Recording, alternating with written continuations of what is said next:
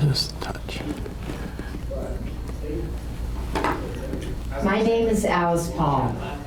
In the cold winter of 1914, I carried my banner. Not hardly working. Mr. President, how long must women wait to get their liberty?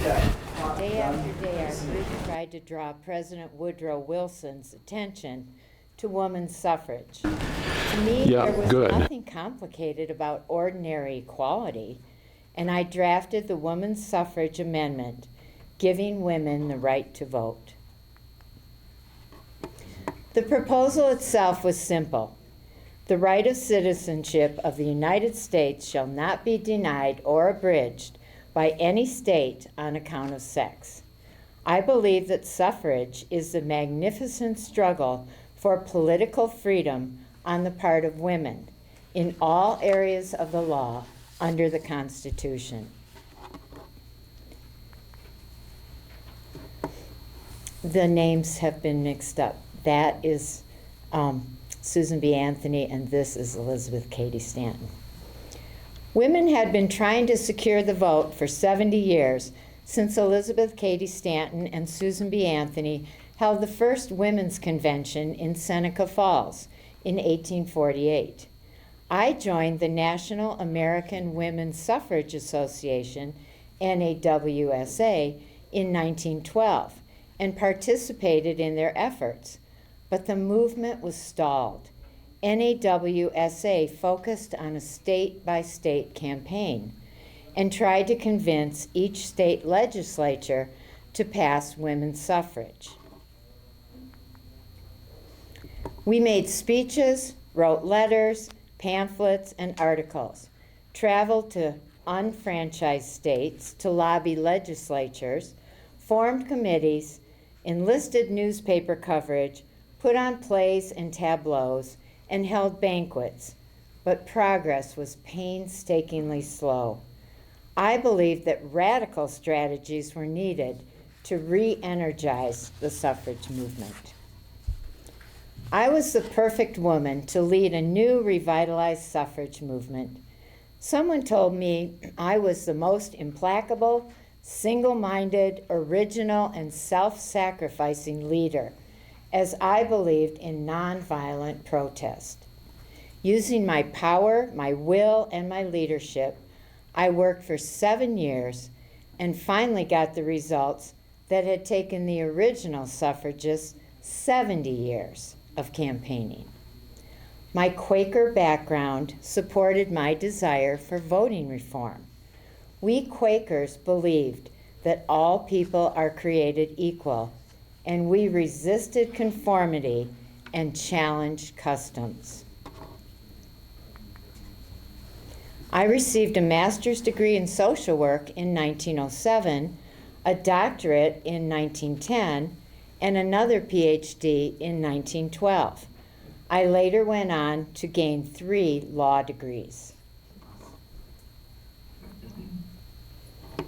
My interest in social work took me to London in 1911, where I met Emmeline and Christabel Pankhurst and became involved in the British women's fight for suffrage. The Pankhursts used violent acts to draw attention to their cause, such as heckling, ringing loud bells, hurling stones, cutting telegraph wires, and burning golf courses. I learned these resistance strategies, but I did not support many of the Pankhurst techniques because of my Quaker belief in nonviolence. While in England, I met Lucy Burns, who became my lifelong friend and ally in the American suffrage movement. We were jailed several times in London's Holloway jail, and we both went on hunger strikes and were force-fed while imprisoned. There we learned the power of passive resistance. When I returned from England, I joined NAWSA and became head of its congressional union. I brought new life to the flagging suffrage movement, and I decided to attack the political party in power, the Democrats, hoping my radical strategies would bring the amendment to the attention of the president and the public. The state-by-state strategy was not working, and I believed that we needed a federal amendment to get the whole country behind suffrage. I focused on Woodrow Wilson, newly elected president, and his Democratic Congress. I wanted a federal suffrage amendment, and my suffragists became the first group to directly target a president for political purposes. Now we do that all the time. We were first. I believe that Wilson had the ultimate power as president to sway the Democrats into enacting a federal amendment. I decided to radically change the suffrage movement and secure the 19th Amendment by attacking Woodrow Wilson and the Democratic Congress. I focused on nonviolent protest, picketing, and hunger strikes to draw attention to our cause. The day before Wilson took office, March 3rd, 1913, I organized a pre-inaugural parade. The women's procession was the first in the history of the country and the largest protest in Washington history. 10,000 women marched down Pennsylvania Avenue with floats, bands, and Inez Mulholland as Lady Liberty on a white horse, all under the banner, "We demand an amendment to the United States Constitution enfranchising women of this country." The women wore white, purple, and gold sashes, the colors of our movement, and that is why I have decorated my hat in those colors. Men on the sidelines heckled and antagonized our efforts, and the parade became unmanageable and violent. Police tried to restore order and made many arrests, but the police pretty much turned a blind eye to us and allowed the abuse to continue. Secretary of War Henry L. Stinson sent the cavalry from nearby Fort Myer, and the troops finally cleared the way for the parade. When Woodrow Wilson arrived in Washington by train that day, he expected large crowds to greet him, but the station was empty. "Where are all the people?" he asked. The station master replied, "They are all on Pennsylvania Avenue watching the parade." I met with Wilson a few weeks later to discuss the suffrage amendment. I believed that if he put his support behind the law, that Congress would follow. I quoted passages to Wilson from his very own book, The New Freedom, and asked him to make Democrats the party of the people by supporting suffrage. I expected presidential support since Wilson was known for his progressivism and his reforms and his support of democracy and responsible government. Wilson said he had other issues that were more pressing, and he believed that state-by-state referenda, not an amendment, would gain suffrage. I responded that the legislation in the states required the consent of women, but every state legislature consisted of men. So we had to depend on men to give us the women's vote. Several other delegations of women met with Wilson in the months ahead, but he dismissed us all with an attitude of amused curiosity. At first, I followed the NAWSA guidelines for suffrage publicity. I organized car brigades carrying petitions, testified in Congress, started my own newspaper, The Suffragist, participated at a global exposition, dropped leaflets from airplanes, and unfurled a huge banner in the House of Representatives. And what we did was we dressed up like cleaning ladies. We snuck into the House, We went up to the balcony, and as they were discussing the amendment, we unfurled a huge banner from the balcony all the way down to the floor. But none of these strategies moved the amendment to Congress. I realized that parades and silent influence didn't change the minds of politicians. It was time to take the movement to the next level. I discussed my tactic plans with NAWSA, but they dismissed me for my unconventional and unladylike behavior. And NAWSA Carrie Chapman Catt and I parted antagonistically. They did not want me in the group because I was too loud. I left and started the National Women's Party, NWP, in 1916. Our single issue was the passage of the suffrage movement. The National Women's Party gave me the power to directly attack Woodrow Wilson, since we had our own party. I held him and the Democratic Party responsible for the failure of Congress to pass the amendment. I sent organizers to each of the 9 Western suffrage states, because at that time 9 states did have women's suffrage on the state level, not the federal. So we went to the West, to the women who did have the vote. Our suffragists campaigned against every Democrat who was running for office, and we urged the women voters to vote against the party, even the ones who supported suffrage. We wanted to make the 2 political parties aware of the political power of women. And just a little background on suffrage in Colorado. When Colorado was the second state or territory to get the women's vote. And one of the reasons that they got the vote was that all the men were going out to Colorado to mine the gold and all the ore. And they got out there and there were no women. No women wanted to go out to the frontier. So they said, let's give women the vote and then they'll come to Colorado. Seriously. And so they did. So they passed women's suffrage and the women came to Colorado. So, however you can get it is how you get it. Yeah. Who was the first? Wyoming. Wyoming was first. Yeah, we were second.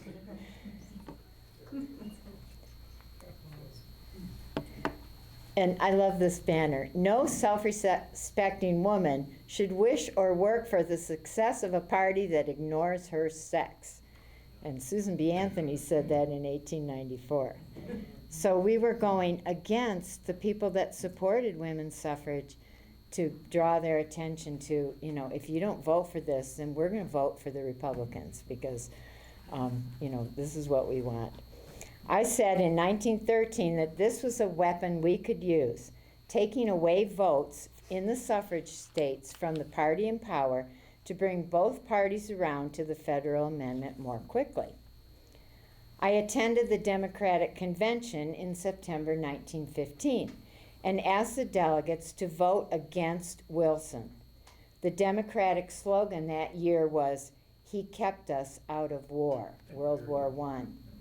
So we suffragists carried banners that said, "He kept us out of suffrage." I relentlessly pursued, pressured, and pushed Wilson by using passive resistance and civil disobedience. My greatest power against him was the press coverage that we got and the sympathy of millions of women.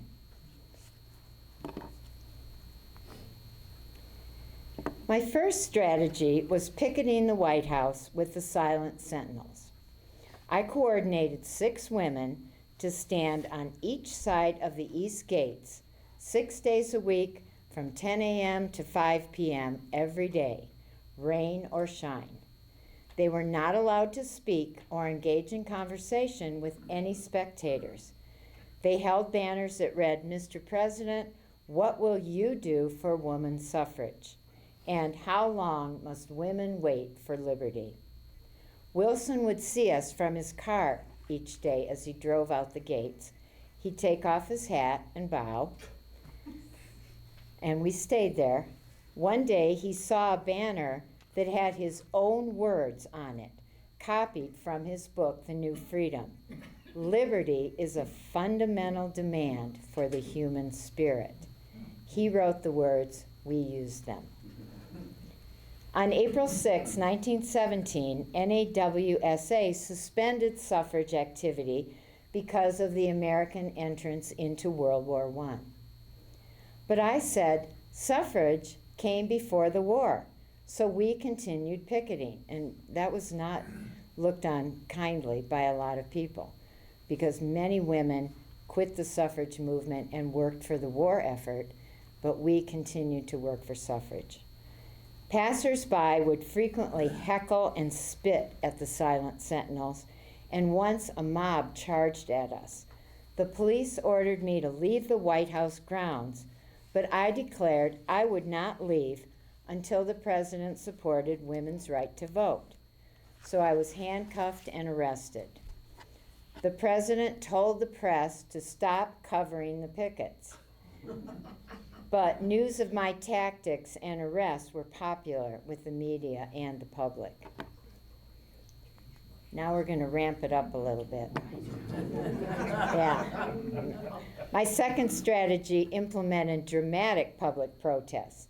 On August 10th, 1917, I displayed a banner outside the White House which called the president Kaiser Wilson, comparing him to the enemy German leader.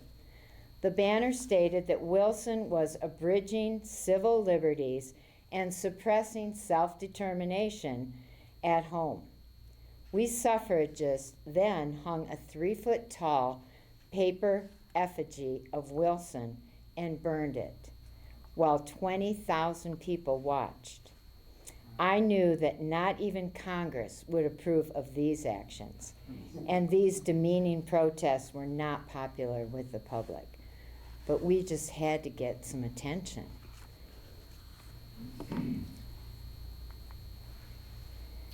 I used hunger strikes as my third strategy against Wilson. My picketers and I were arrested many times for obstructing traffic. Rather than paying a fine and being released, I declared that we were political prisoners, and we remained in jail. We could have no visitors, although eventually a newspaper reporter was allowed to interview me. We jailed women were deprived of sleep, beaten, kicked, and choked. I refused to eat, and when my hunger strikes gained publicity, I was forcibly fed with a mixture of raw eggs and milk through my nostrils. Yes, many times, many times. These forced feedings would permanently damage my health for the rest of my life. On October 20th, 1917, I was sentenced to 7 months in the District of Columbia jail. I tried to break a window with a bowl, and that was frowned on, so I was put in solitary confinement in the psychiatric ward because they were saying I was crazy. But later, the doctor declared me sane and well-balanced, the prison superintendent. So I told a reporter that I was being imprisoned because Woodrow Wilson was obstructing the cause of democracy and justice at home, while Americans were fighting for it abroad. Because here we were in the middle of a war, they're fighting for democracy, and we didn't even have it here. When the horrible conditions of jail and the harsh treatment of the prisoners became public, I was released on November 27th, 1917, by a decree of the president himself. Wilson did not want any martyrs for the cause. He was afraid I was going to die in jail, and that would have really looked bad on his record.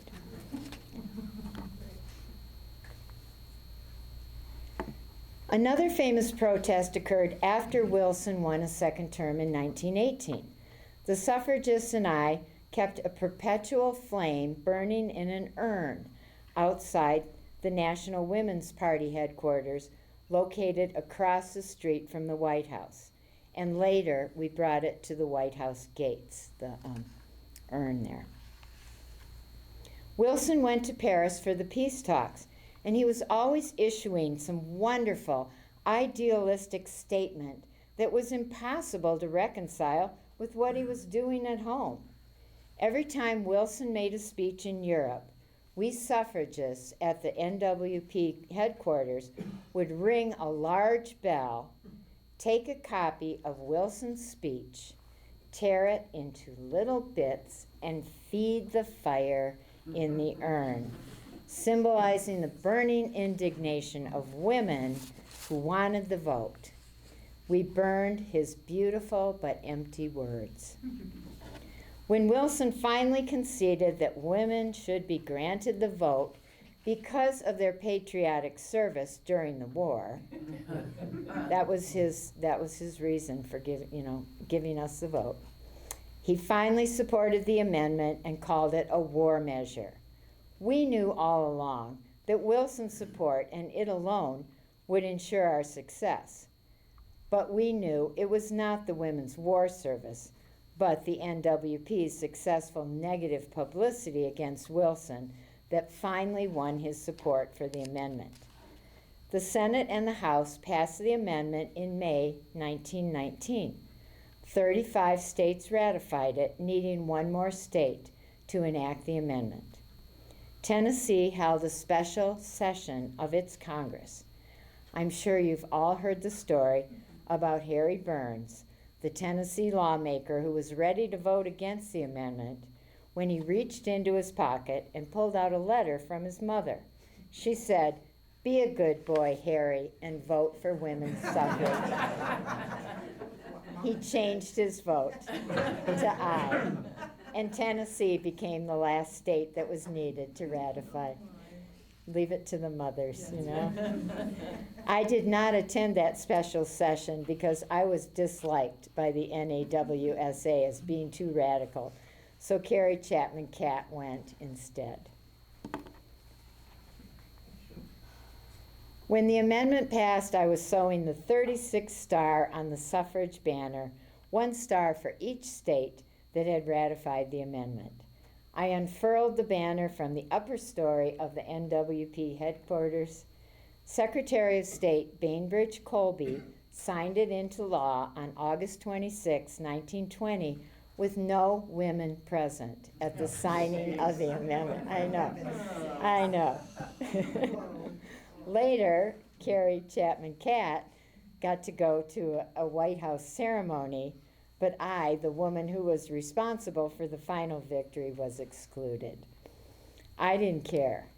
I was overjoyed with the passage of the amendment and told the press, all women must feel a great sense of triumph and unmeasurable relief at the successful conclusion of a long and exhausting struggle. I claimed my victory when I voted in the 1920 presidential election. Through my controversial strategies and unflagging reforms, I was largely responsible for the final passage of the 19th Amendment. I was the right woman to conclude the long struggle for suffrage. My single-minded dedication and radical demonstrations changed the movement.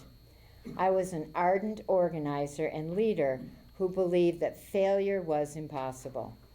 My constant pressure on Woodrow Wilson and the eventual support of Congress saved a delay of decades for women's right to vote.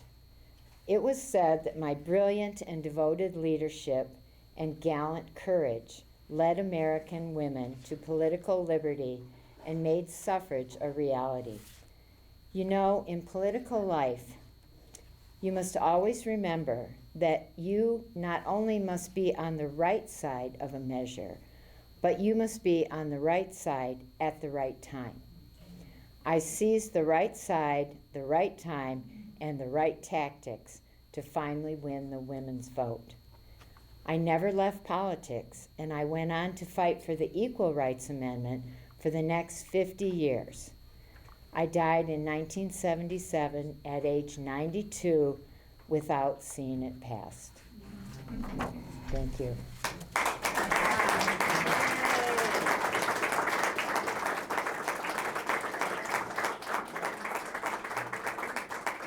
Any questions? I have one. Yes. So what was the outcome of the women's suffrage in England? Okay, so England, which you would think they would have gotten it before we did, but they didn't get it until 4 years after we did. But they were very violent. I mean, people got killed in that movement. One woman was riding a horse and got knocked out, doing a demonstration and died from a horse accident. Yeah, so England didn't get it until 4 years after we did. Yeah, in spite of, they were, way ahead of us as far as the fight, but yeah, they didn't get it. Yes? I always thought that all of these protests, I always thought everyone was called a suffragette.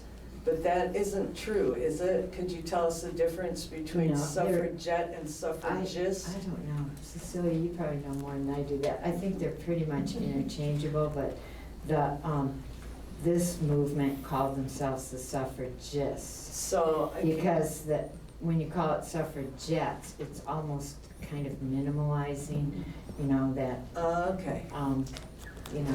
it's calling, whenever you put "at" on the end of a word, it kind of diminishes the woman as small. Oh, well, that's Yeah. good to know, because Yeah. I thought maybe the difference was between the violent and the non-violent, and that's maybe where the different words came from. Good question, yeah.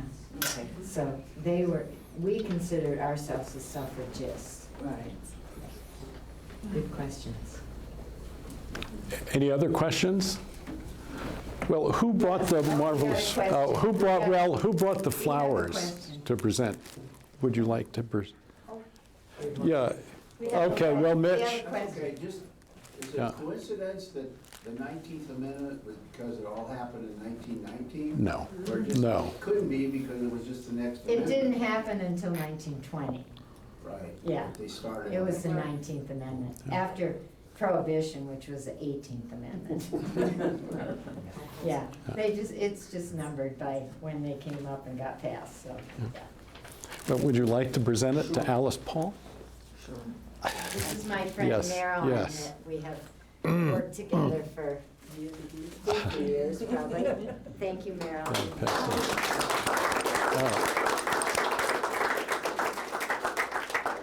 And I know this isn't quite as nice as the flowers, but Oh, no, again, this is one of our wonderful. challenge coins, and you probably have several by now, I think. I do, and So- and they're in a very special place. Oh. Well, thank you so much. And Thank again, you. well, please come up and visit, and if you haven't visited the museum recently, please do as well. But thank you very much for joining us.